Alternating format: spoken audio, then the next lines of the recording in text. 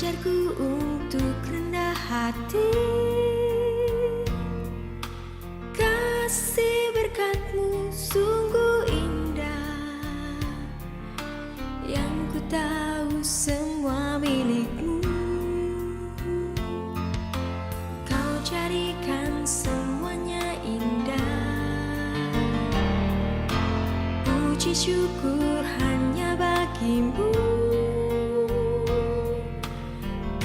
Tuhan tempatku berteduh, memuji besarkan namamu. Kau sungguh besar Tuhan, ku sadar akan hidupku tiada berarti tanpa kasih-Mu. Tiada arti gemerlapnya dunia, tahu milikmu.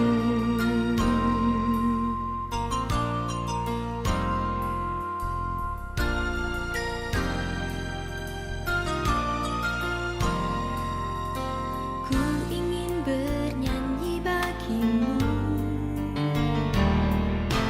untuk mengungkapkan hatiku.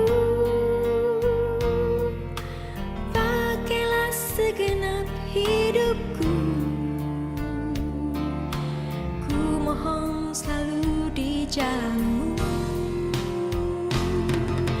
Kau sungguh besar Tuhan, ku sadar akan hidupku tiada berarti tanpa kasih-Mu.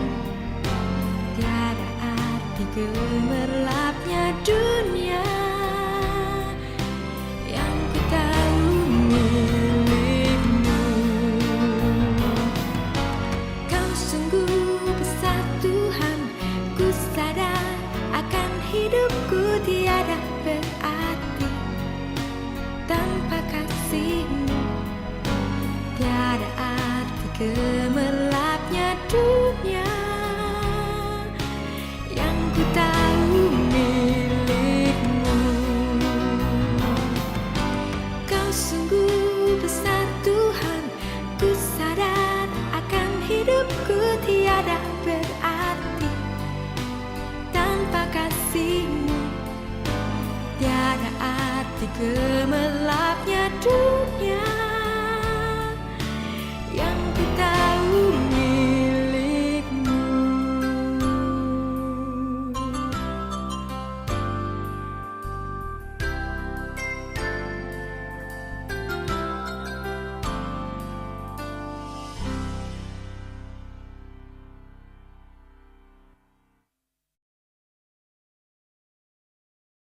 Nah, sekarang kita masuk ke praktek buah sulung, praktika dan filosofisnya. Apa sih sikap dan respon yang benar?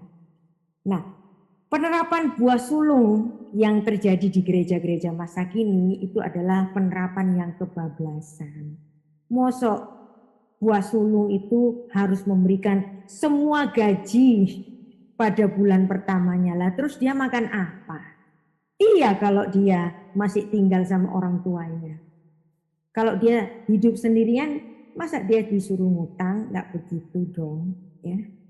Apa sih yang dimaksud persembahan buah sulung di Alkitab? Apakah seluruh panen harus diberikan kepada imam? Kan nggak begitu. Jadi ada asas keadilan juga. Ingat bahwa Alkitab jika memberikan suatu aturan-aturan itu selalu ada asas keadilan. Kalau ada pendeta yang mewajibkan jemaatnya atau pekerjanya harus memberikan seluruh gaji pada awal tahun kepada gereja, ini adalah penerapan yang kebablasan, ya.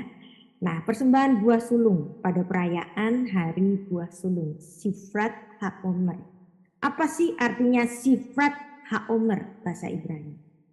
Artinya itu hitungan seberkas, ya. Hitungan seberkas, ya. Apa sih artinya seberkas itu?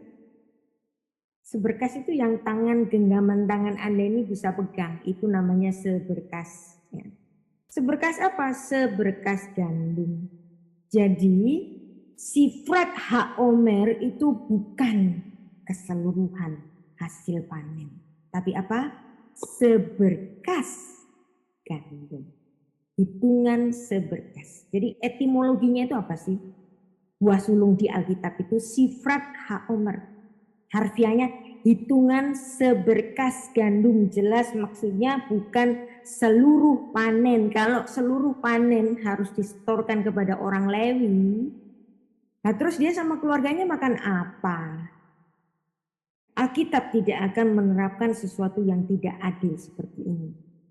Perjanjian lama penerapan ini adalah sebagai ucapan syukur atas panenan yang diperoleh. Maka setiap petani Israel menyerahkan sebagian hasil panennya kepada Allah. Dan apa itu? Hanya seberkas. Imamat 23 ayat 10 sampai 11 dan 17. Doa yang diucapkan bersamanya pada pemberian itu merupakan suatu ungkapan untuk memuja Tuhan sebagai pemberi tanah yang subur. Dan ada peraturan tentang doa-doa itu yang dicatat dalam Bilangan pasal 15, 18, Imamat pasal 19. Dan di dalam perjanjian baru hanya diketahui dalam arti kiasannya saja.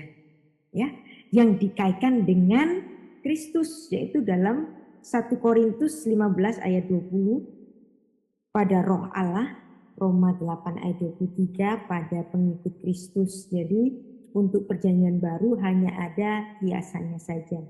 Jadi tidak diwajibkan untuk memberikan pemberian buah sulung.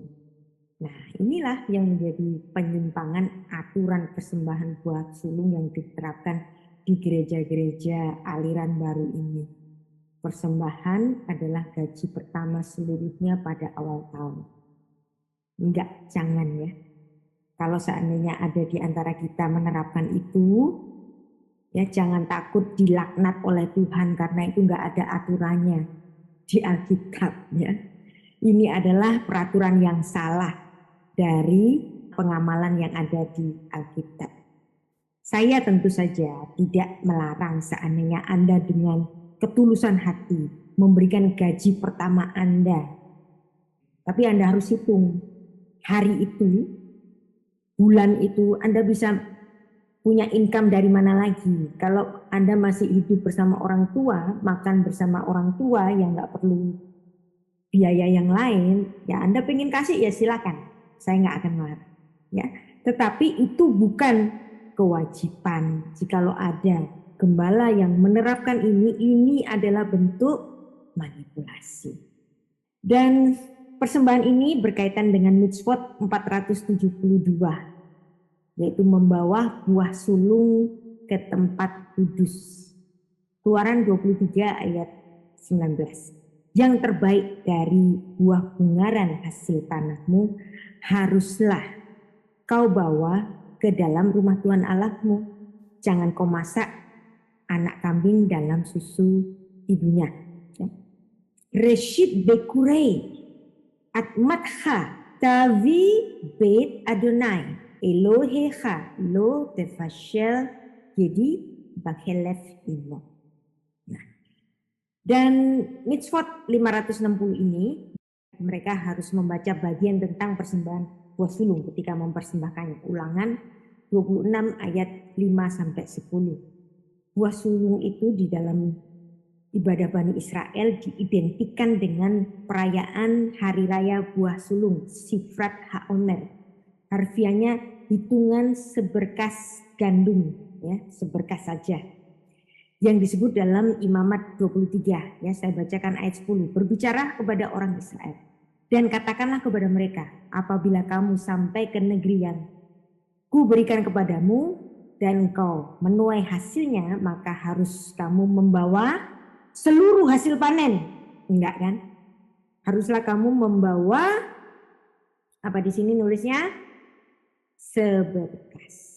Hasil pertama dari penuaianmu kepada imam. Et omer.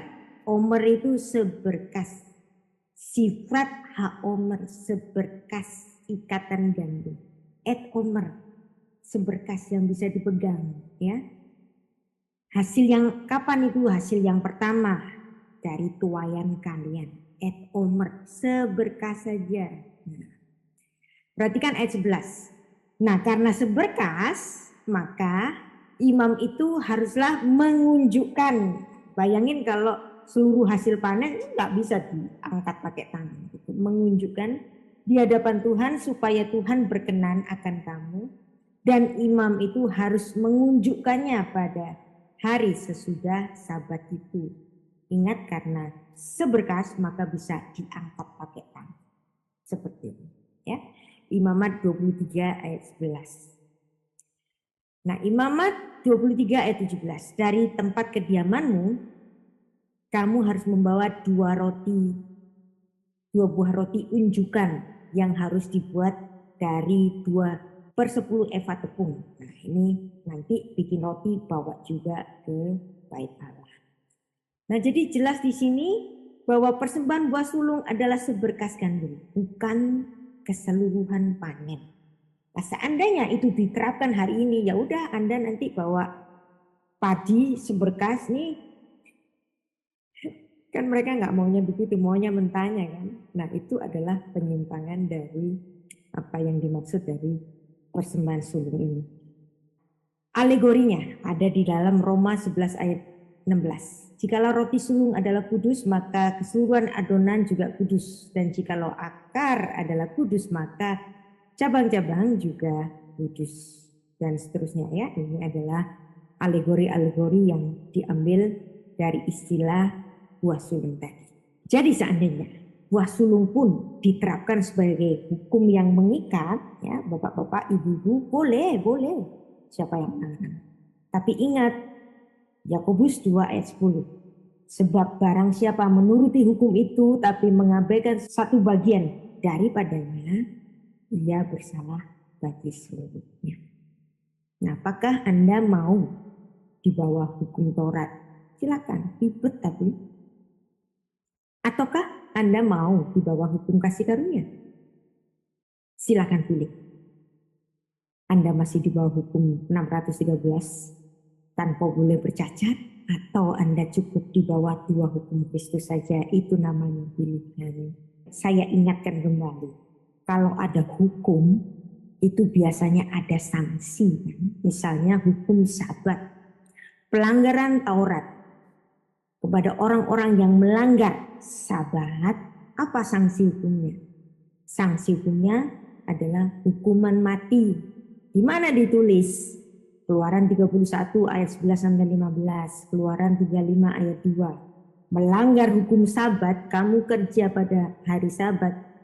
Hukum Taurat mengatakan hukumannya hukuman mati, dan itu merupakan judicial law, suatu peraturan yang menetapkan hukuman sehingga peraturan itu dapat dijalankan dengan baik.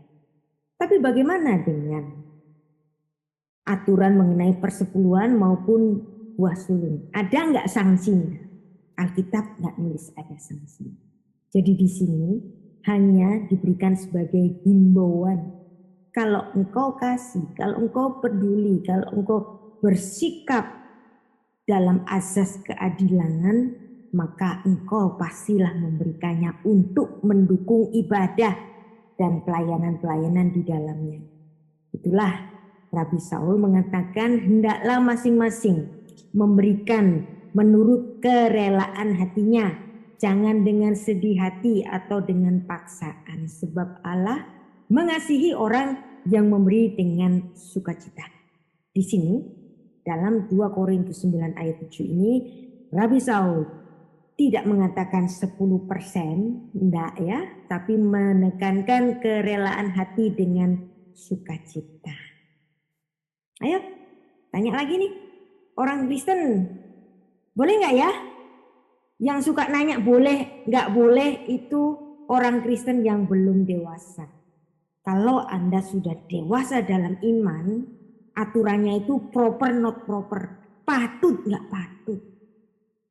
Kalau Anda memiliki rezeki lebih, ya sepatutnya Anda mendukung pelayanan, Anda mendukung keperluan-keperluan di gereja di mana Anda digembalakan. Nah, sekarang Alkitab Perjanjian Baru memang tidak menerapkan hukum persepuluhan. Tapi di sini kita diingatkan bahwa pekerja gereja berhak mendapatkan upahnya. Persepuluhan, hukum Taurat, persembahan buah sulung, kalau Anda ingin melakukan silahkan, ya. Tapi harus dalam sikap dan respon yang benar, di dalam azas keadilan. Kalaupun tidak di dalam istilah itu ya nggak apa-apa. Asasnya itu apa? Asas keadilan. Pekerja gereja berhak mendapatkan upahnya. Dan kasih itu memberi, kasih itu peduli. Katanya kasih, tapi nggak peduli terhadap biaya-biaya yang Anda tahu bahwa itu dibutuhkan. Alkitab Perjanjian Baru menyatakan pekerja gereja memang berhak mendapatkan upah. Misalnya 1 Timotius 5 ayat 17-18. Penatua-penatua yang baik pimpinannya patut dihormati 2 kali lipat. Terutama mereka yang dengan jerih payah berkhotbah dan mengajar. Bukankah kitab suci berkata, janganlah engkau memberangus mulut lembu yang sedang mengirik. Dia disuruh bekerja tapi mulutnya nggak boleh makan. Nggak begitu, itu jahat. Seorang pekerja patut mendapatkan upahnya. Ya. Kalau Anda tahu bahwa income gereja hanya dari persembahan dari para jemaat, maka berilah dengan kasih untuk memberi atau mendukung biaya-biaya yang mungkin dikeluarkan di gereja di mana Anda dikembangkan. Ya. Ingat bahwa para pekerja berhak mendapatkan upahnya. Ya, tadi sudah kita baca. Dan para penatua umumnya memang harus dihormati berdasarkan kedudukannya. Dan siapapun yang berjerih payah di situ harus didukung. Dan di sini Rabi Saul itu mengutip dalam Ulangan 25 ayat 4. Janganlah engkau memberangus mulut lembu yang sedang mengirik. Seekor lembu yang sedang mengirik ya harus diberikan kesempatan kebutuhannya untuk makan ya.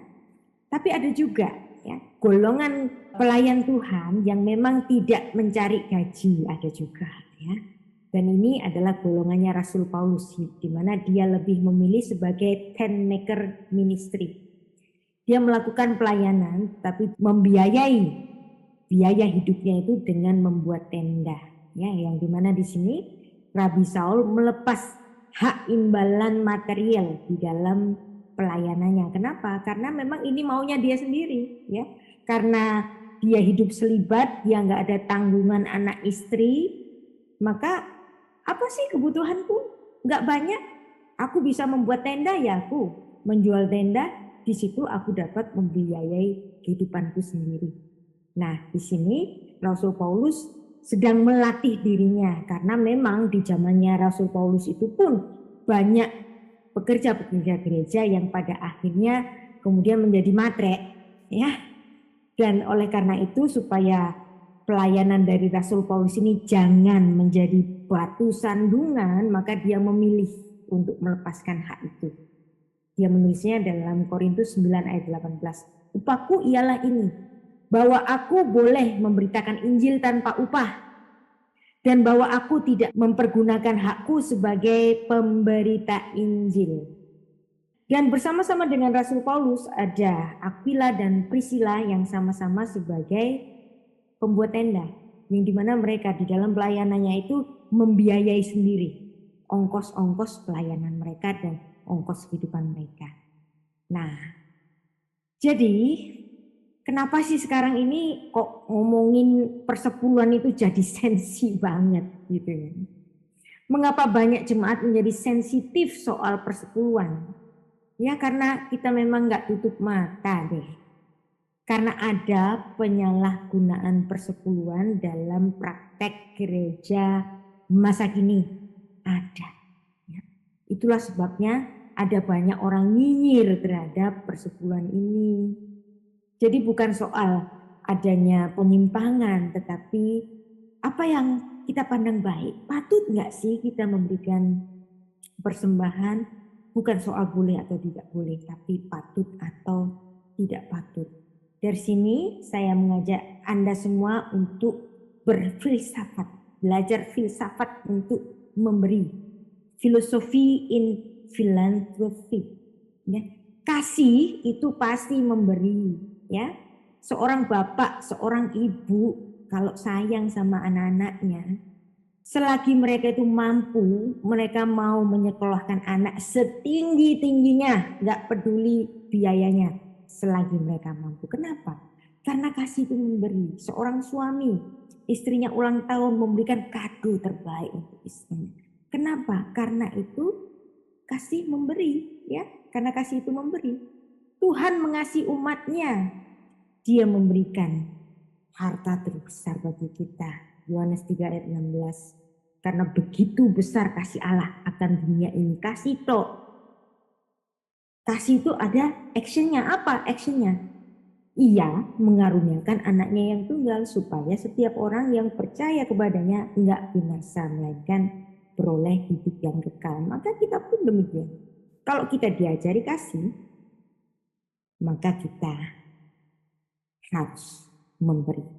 Giving is a wholehearted affair. Memberi dengan enggan itu bukan memberi. Kalau Anda memberi harus dengan kesungguhan hati.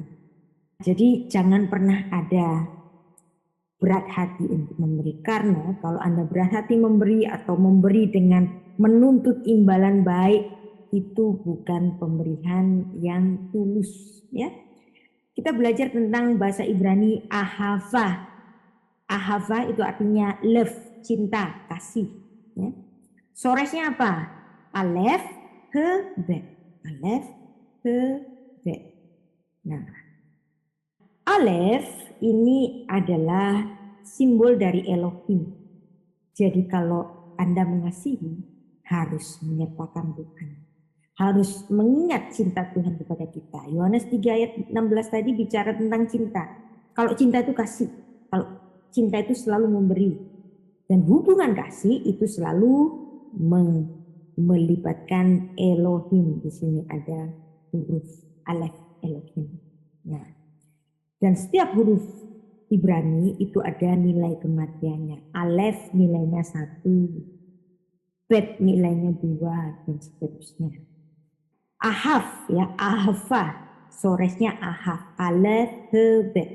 Alef itu 1, he itu heavy, heavy itu memberi, ya.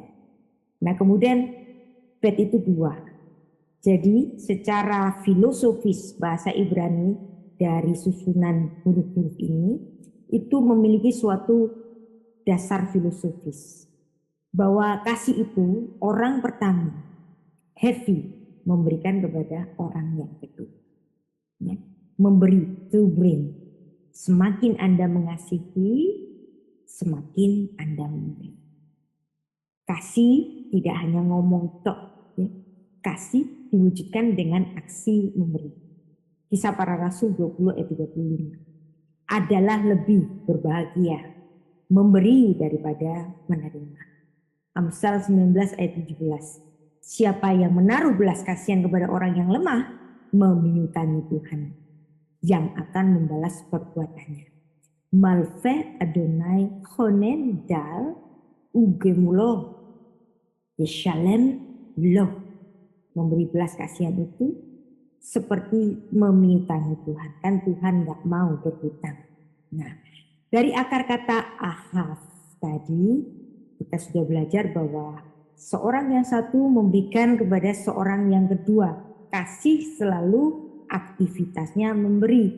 Kasih itu memberi bukan meminta. Ya, jangan takut untuk memberi karena di sini Alkitab berkata, ada orang menyebar harta tapi bertambah kaya. Ada orang menghemat secara luar biasa namun selalu kekurangan. Siapa banyak memberi berkat, ia diberi kelimpahan. Siapa memberi minum, ia sendiri akan diberi minum. Amsal 11 ayat 24-25. 2 Korintus 9 ayat 10. Ia menyediakan benih bagi penabur dan roti untuk dimakan. Ia juga akan menyediakan benih bagi kamu untuk melipat gandakannya dan menumbuhkan buah-buah kebenaranmu. Orang Kristen boleh nggak ya? Boleh aja kan. Jadi memberi adalah cerminan dari kasih. Kita mengasihi karena Allah lebih dahulu mengasihi kita. 1 Yohanes 4 ayat 19. Jadi kalau kita bilang kita mengasihi Tuhan tapi tidak mau memberi kepada orang yang membutuhkan pertolongan kita, masih yakin kita itu mengasihi. Memberi persepuluhan bukan tidak boleh, ya. Yang tidak boleh apabila persepuluhan itu diperlakukan sebagai hukum yang mengikat seperti Taurat. Anda boleh memberikan persepuluhan sebagai latihan mengasihi. 10% aja masih susah untuk ngasih, ya gimana Anda bisa latihan untuk memberi. 1/10 boleh sebagai latihan untuk mengasihi. Maka nggak usah pelit-pelit karena pemberian adalah cerminan dan kasih. Ya. 1 Timotius 6 ayat 10. Saya ingatkan lagi. Akar kejahatan ialah cinta akan uang. Ini nggak boleh cuma diterapkan kepada pendetanya saja. Ya, karena jemaatnya pun matre. Tamak akan uang. Maunya gratisan mulu. Nggak mau dukung pelayanan gereja. Jadi dua-duanya harus ditampar dengan 1 Timotius 6 ayat 10 ini. Akar kejahatan ialah cinta akan uang. Sebab oleh memburu uanglah orang itu jadi menyimpang dari iman dan menyiksa dirinya dalam berbagai duka. Ibadah kalau disertai dengan rasa cukup memberikan keuntungan yang besar. Ya, cukup asal ada makanan dan pakaian, cukuplah. Bagi gereja-gereja yang Yesus, jualan Yesus untuk kekayaan pribadi, ingat ya. Why do churches want money when it is the root of all evil? Jadi semua harus kita lihat dari sisi filosofisnya. Kita sudah belajar tentang asas keadilannya. Dan kasih itu pasti memberi. Dan marilah kita bersama-sama untuk minta karunia untuk memberi. Muliakanlah Tuhan dengan hartamu, dengan harta pertama dari segala penghasilanmu, maka lumbung-lumbungmu akan diisi penuh dengan limpah-limpah dan bejana pemerahanmu akan meluap dengan air buah anggurnya. Dan Roma 12 ayat 6 sampai 9 ini, siapa yang membagi-bagikan sesuatu hendaklah yang melakukannya dengan kasih. Hendaklah kasih itu jangan pura-pura. Jauhilah yang jahat dan lakukanlah yang baik. Demikianlah kita sudah belajar mengenai dasar filosofis dari pemberian persembahan. Asasnya apa? Asasnya keadilan. Kasih selalu memberi. Aleph, heavy, bet. Yang pertama memberikan kepada yang kedua. Itu adalah dasar dari kasih. Demikian. Saya kembalikan kepada Pak Jenderal Igun. Shalom.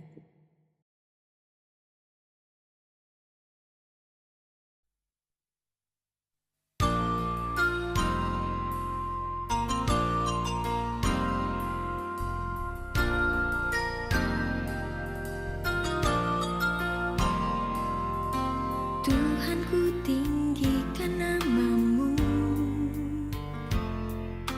ajarku untuk rendah hati. Kasih berkat-Mu sungguh indah, yang ku tahu semua milik-Mu. Kau jadikan semuanya indah. Puji syukur hanya bagi-Mu. Tuhan tempatku berteduh, memuji besarkan nama-Mu.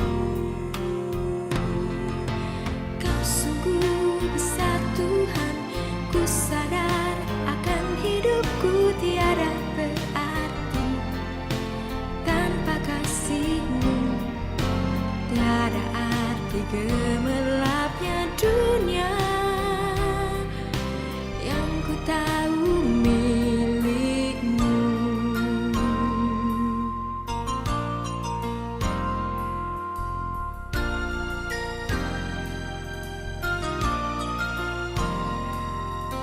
Ku ingin bernyanyi bagimu